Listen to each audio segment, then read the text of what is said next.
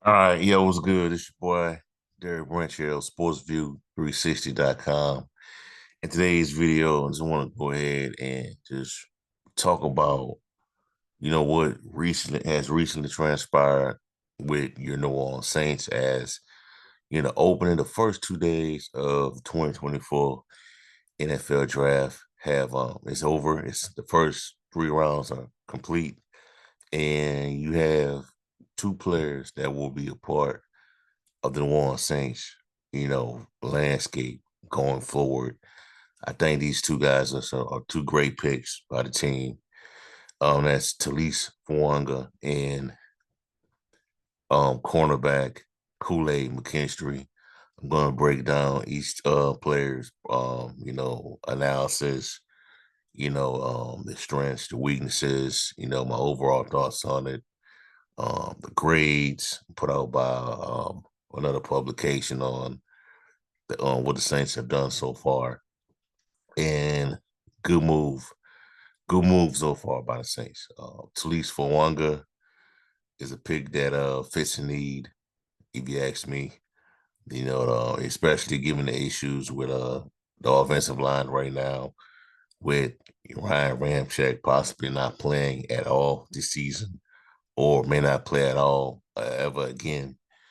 We really don't know right now, but that's the way it's trending. But the Saints, you know, moved expeditiously, were proactive in addressing the situation, and with this pick, I like it. Talise Fuanga at 14 out of Oregon State, one of the best tackles in the draft, according to many, draft experts, people that I trust. And on one of the mock drafts that I did, the one I did on YouTube, I had Fuanga going to the Saints in the first round, 14. Well, that's when his name started to get put out there. People started to notice him, who he was, and people, a lot of people had him going to the Saints. If it wasn't that guy, it was. And the first one mock I did was like a 2 round mock on the website. It was J.C. Latham. And then like a few like weeks after that, like a month after that, it was, people started thinking it was gonna be Alou Fashano. That didn't happen. Then the other mock I did, the last one I did for the Saints full 7 round mock draft on the SportsView 360 website. I had Saints taking Troy Fatano, the offensive tackle out of Washington, but he dropped to the Steelers. And the Steelers kind of shot that he fell that far. You know what I'm saying? But I like the pick, Talisa Fawanga out of Oregon State. That 14 pick, man, was got some that's a really that chance Saints had a chance to get some really good players on defense, because you had Dallas Turner still available after what occurred with the Atlanta Falcons, because a lot of people, including myself, had mocked Dallas Turner to the Atlanta Falcons, and they went in entirely whole different direction with their defense, with their football team, where they took um, Michael Penix Jr. out of Washington. So who knows how long Kirk Cousins is going to be starting quarterback for the Atlanta Falcons, but that does make things interesting with that football team, because um, a lot of people were believing that they were going to get somebody to help their defense out. That's that's that's supposed to be the weakness of the Falcons going into next season, is their defense, their lack of a pass rush presence. So that's something to keep an eye on with that football team. But I like what the Saints did, man, at 14. You could have had Brock Bowers was a possibility, but the Raiders picked him up. The Raiders took him at 13. Jared Verse was out there, a couple other players. But the way the board felt, the way the board was trending, it was a bunch of quarterbacks getting taken in the first round. And the the first couple of picks, first like 10 to 12 picks. So with those picks, with those quarterbacks coming off the board, that allowed the tackles, that kind of like pushed the tackles down the board. And the first tackle that came off the board was Joe Alt. Then it was Lou Fasciano to the Jets, and then not Troy, Talise Fawanga to the New Orleans Saints at 14. So what I'm gonna do is I'm subscribed to the Athletic, and I'm going to just read this breakdown by Dan Brugler. This is his annual NFL draft guide called The Beast, which I think is one of the best NFL draft guys out there from a guy that I can trust his analysis. Now, I'm not saying that everything he says is gospel because it's not, but he has a really good post on what's going on with the players and a lot of data to back it up.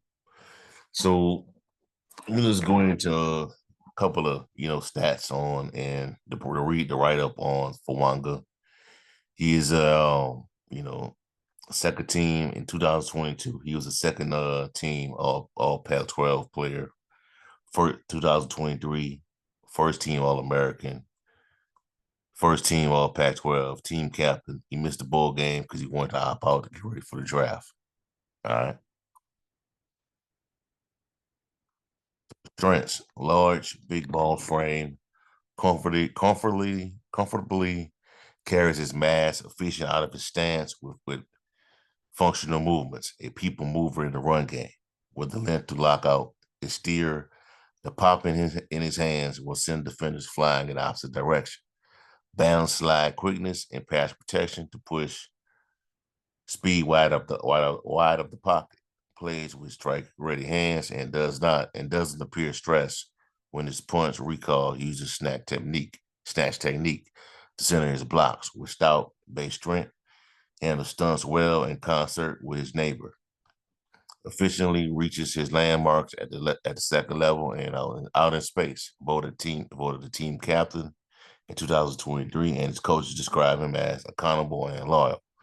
He had offers to transfer to bigger programs in both high school and college, but wanted to be part of the building process where he was. Toughness was cultivated and nurtured by his three older brothers. Started 25 straight games the last two seasons.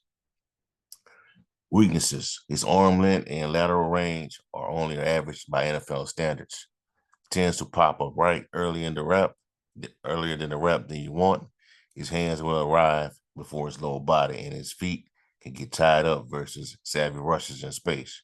Can get beaten by heavy cross chops, lacks twitch, and his redirect for quick recoveries. Love his mean streak on the field, although he needs to stay disciplined. See a necessary roughness penalty on 2023 Washington State tape. Tries to get a head start and was flagged for 6 false starts in 2023, including twice on the Washington tape. He played left tackle in Garden High School, but 100% of his 1,565 offensive snaps came in college came at the right tackle. All right, so the overall summary on him is that a 2-year starter at Oregon State, Fawanga was entrenched at right tackle and former head coach Jonathan Smith's zone-based run scheme. He became the starting right tackle prior to the 2022 season and finished his career with 25 straight games, earning team captain and All-American status in 2023. Arguably the top run blocking lineman in the draft, Fawanga is quick to contact and creates immediate displacement with his aggressive mentality and stiff, control hands.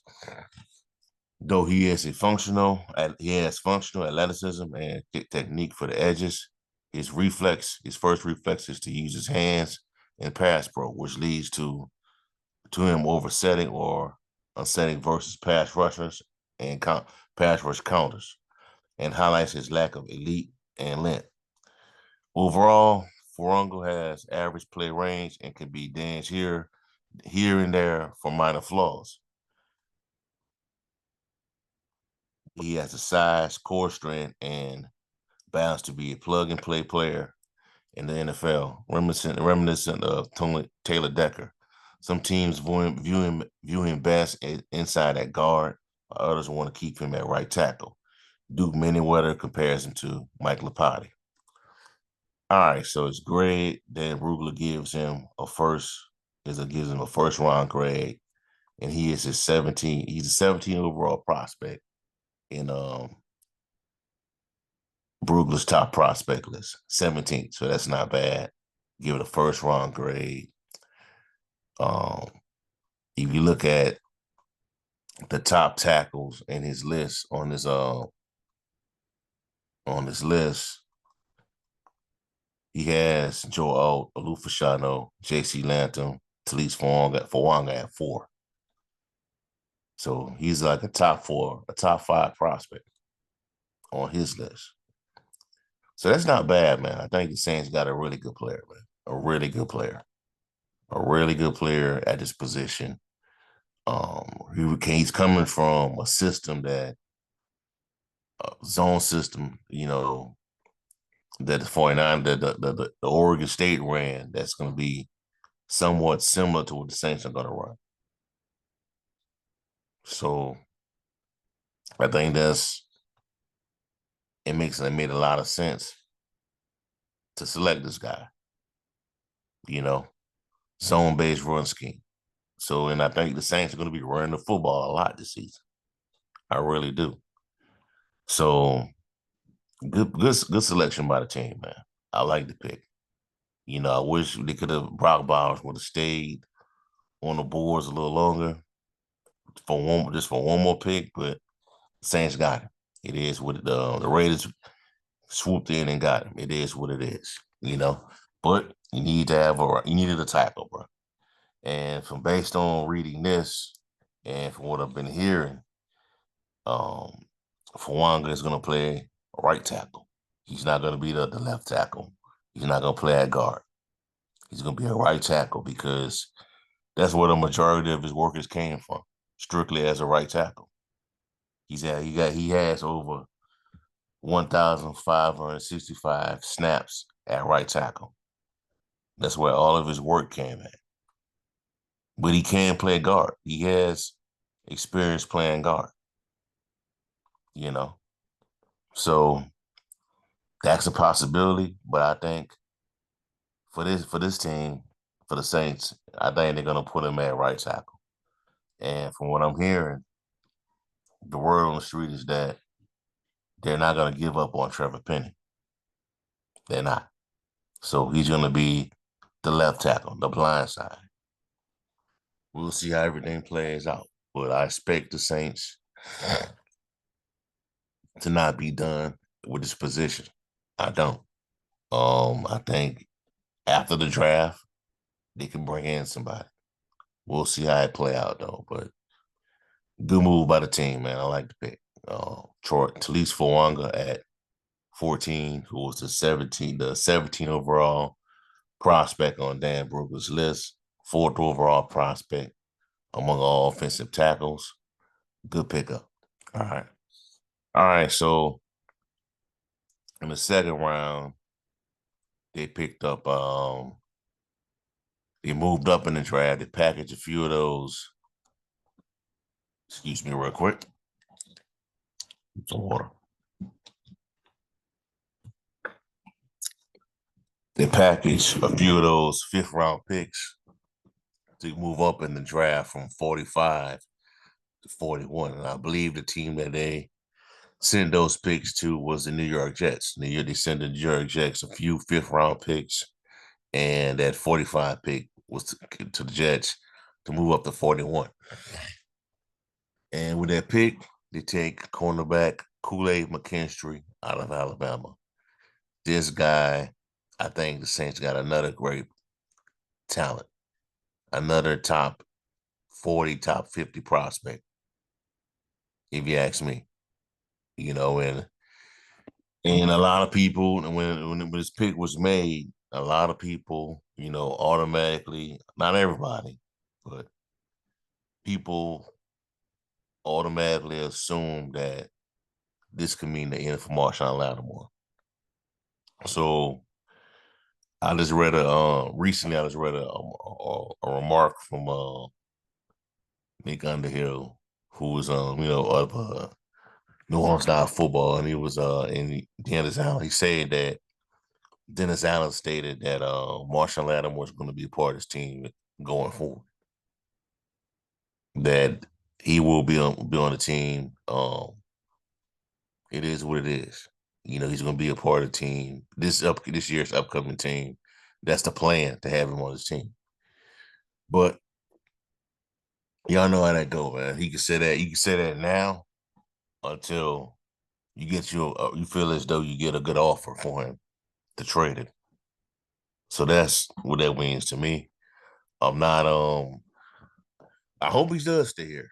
You know what I'm saying? Because I think if you bring that, you have Lattimore on his team, Kool-Aid McKinstry, the rookie, Alontae Taylor, Paulson Adebo. I think you have one of the best DB rooms in the league, and that's by far your deepest position on the team right now. If we're being honest, at defensive back, and another reason why I like this pick is because he's a defensive back, and Dennis Allen has shown that he knows what he's doing. He knows what he's doing when it comes to developing defensive backs, of developing cornerbacks, safeties.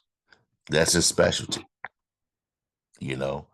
And I know all about Kool-Aid McKinstry, man. During his time in Alabama, I watch a lot of SEC football. I follow LSU Tigers and all that. And I know about this guy, man. And this guy is a game changer, bro. He is a game changer for this football team. You know, and that does not mean that don't mean that we trade Marshawn Lattimore. This can mean, because another thing you gotta think about as well. Shouts out to John Sigler of Saints Wire of USA Today.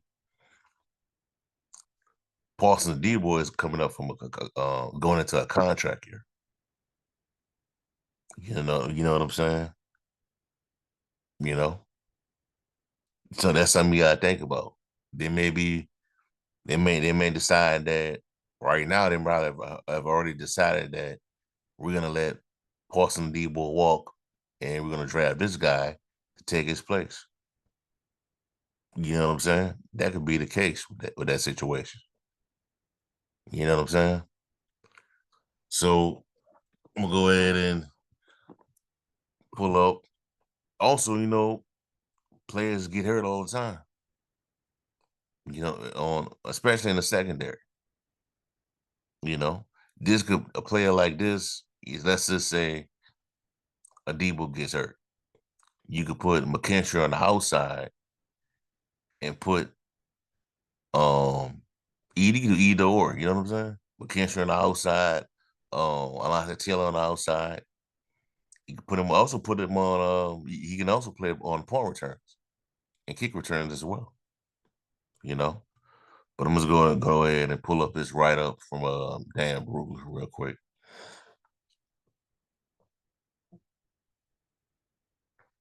So Kool-Aid McKinstry was a top 5 prospect in regards to the cornerback position on Dan Brugler's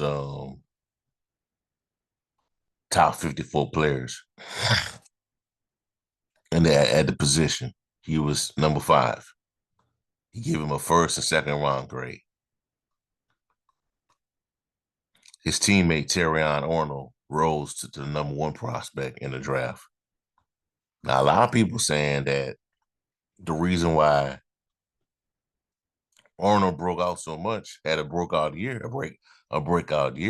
is because nobody was throwing over there to McKinstry, you know.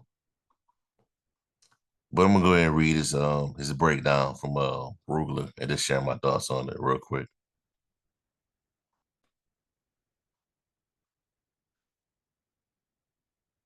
All right, strengths: patient athlete in his mirror techniques to limit wasted movements, balance lower body and hips, for smooth transitions. Not only does he have long arms, but he knows how to use them to disrupt airspace.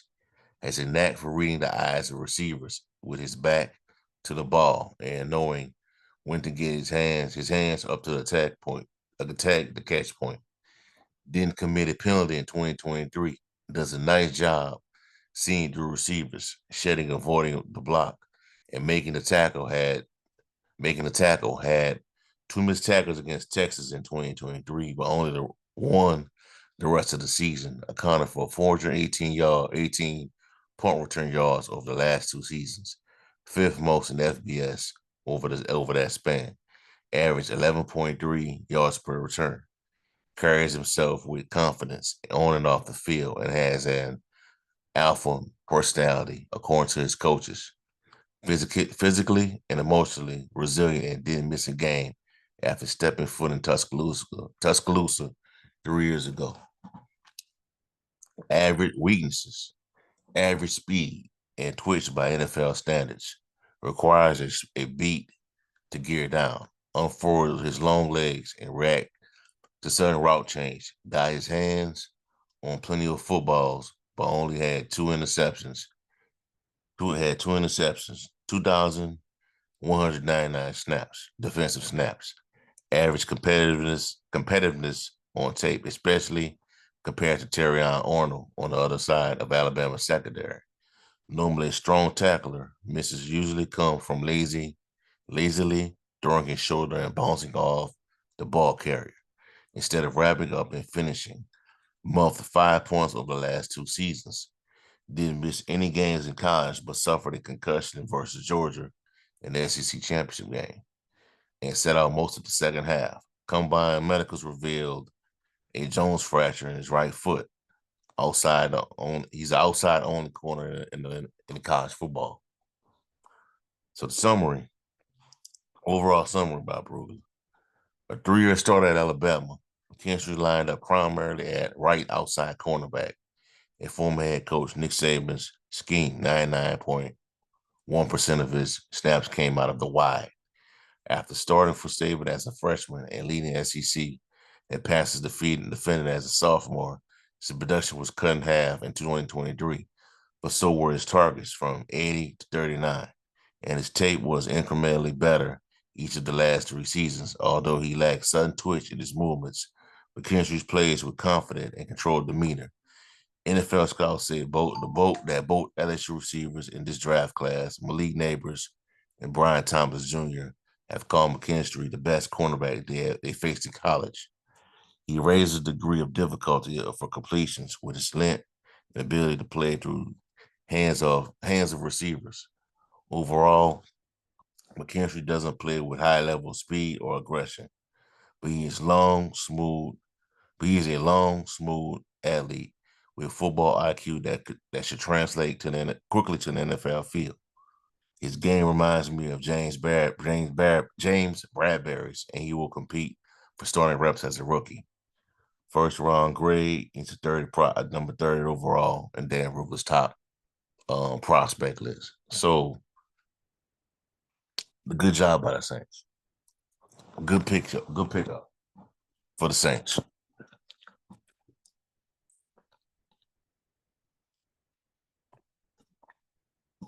So, based on what I've read, McKinstry is an outside corner.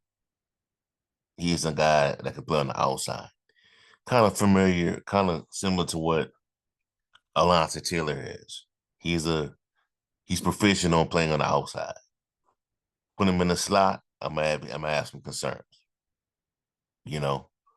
But I like this guy, man. This guy is a elite athlete, man. I like the fact that you can put him on the punt return. I really do. You know, um, played for the most of his career was healthy, from what I see. Like he was always on the field for Alabama, man, in all their games. You know, and this pick can mean a lot of things, man. You know what I'm saying? It can mean a lot. It can mean that it could put um somebody like Alontae Taylor on notice, because he had struggles last year. At Now, mind you, he was playing outside of his position. They put Taylor in the slot. You know what I'm saying? And or this could mean, like I said, this could mean that they could be moving on from Paulson Adebo after the season because he's going into a contract here. And they may decide that we don't want to pay this guy. You know what I'm saying? But we'll see.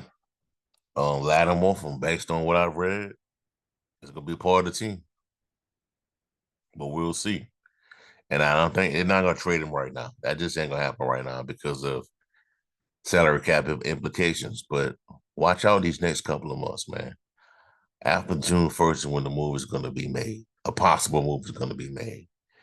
Now, Dennis Allen say that he's gonna be a part of the team and all that, but that's until that could be until they get a nice offer from somebody, you know, because what you saw, based on what you saw with the L'Jarius Sneed deal when he got traded from Kansas City to the Titans.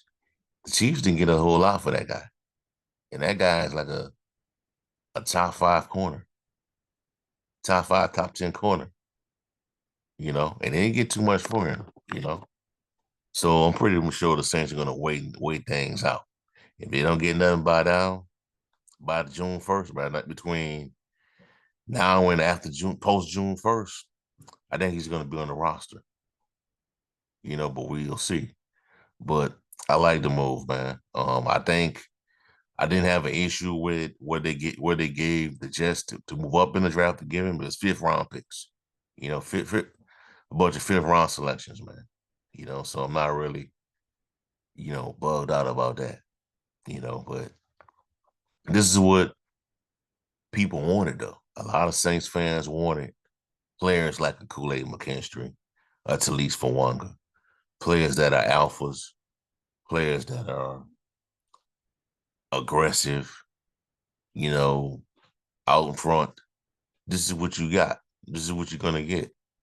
And you got top 30 talents, top 40 talents in your first two picks, you know. So I don't have a issue at all with these picks, man. And if Marshawn Lattimore is traded, it is what it is, man. It is what it is. Sometimes it's a business. At the end of the day, it's a business, and people have different philosophies and the way they view things. And if Dennis Allen felt as though that could be a conflict, him and Lattimore is having a conflict, then oh well. But based on, like I said, based on what he is saying, and we has previously said, is that Lattimore is going to be part of the team going forward.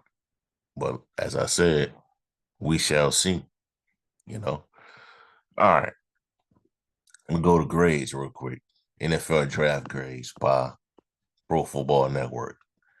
So, Pro Football Network gave the Saints a their first two picks a B plus, and I have no issue with that. This is what the Saints, um, yeah, they give them a B plus with the two picks. They give they went up and moved up in the draft, package a few of these fifth round picks along with 45, give it to the Jets. Jets trade down. The Jets went to 40 from 41 to 45 and made a pick. Here's what they said about what the Saints did. The Saints decided to spend their first round pick on fortifying the offensive line, selecting offensive tackle Talise Fawanga out of Oregon State. This could be an insurance policy selection for right tackle Ryan Ramczyk, who hasn't ideally progressed from an offseason knee surgery, or simply an upgrade for Trevor Penning at left tackle. Either way, Fawanga is an excellent tackle prospect who possesses excellence, explosive athleticism, and pass protection technique, and can make an immediate impact along the offensive line for a unit that finished 21st in the league with just 102 yards rushing per game.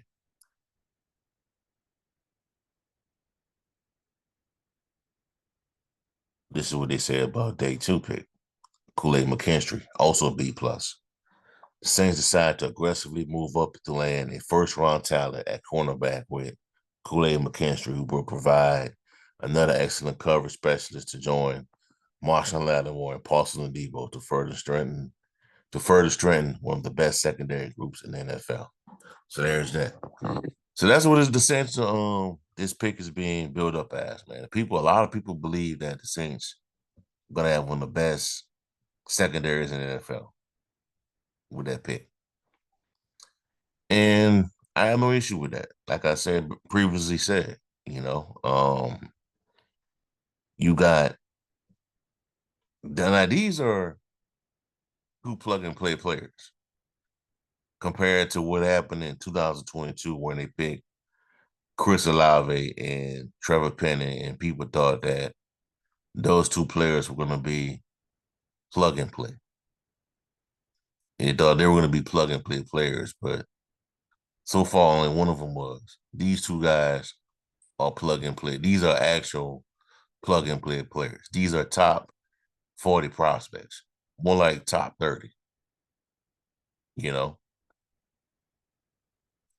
Fuanga was number 4, number for the full rated tackle in a lot of these big boards. McKinstry was at number 5 at his position. So you got two really good players, man, at these positions to add to your roster. Now the goal is Derek Carr. He's making the money right now. The goal is to surround him with young talent on both sides of the football, similar to how they did Drew Brees in his final years with the team. You know, where you draft Lattimore, Kamara, Michael Thomas, Trey Hendrickson, Traquan Smith, you know, Eric McCoy, Ramczyk, the whole 9 yards. Marcus Williams, and all those guys won rookie deals. The Saints need to have that same type of setup again with these guys. I'm confident that it can happen. And I know the draft is not over and they got more holes to fill, but this is only a start. This is a good start so far. You know, Tulisa Fuanga on a rookie deal, Kool-Aid McKinstry, he on a rookie deal.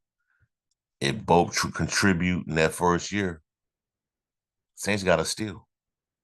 Saints, this is great because you're not paying these guys nothing right now, you know. And as I said, this is the definition of plug and play players. This is right here, the true definition of a plug and play player. You need at that position at right tackle, you get picked at 14. You need to be plug and play, you know. So that's a whole lot more to go. A lot of more draft breakdowns to go. Saints I don't believe they picked anybody in the 4th round or the 3rd round. We'll find out tomorrow what they decide to do. But so far the positions that they addressed was offensive tackle and cornerback. So I'll be back later in the weekend to discuss the rest of the draft, the rest of the players that they picked. But so far, I like what I see.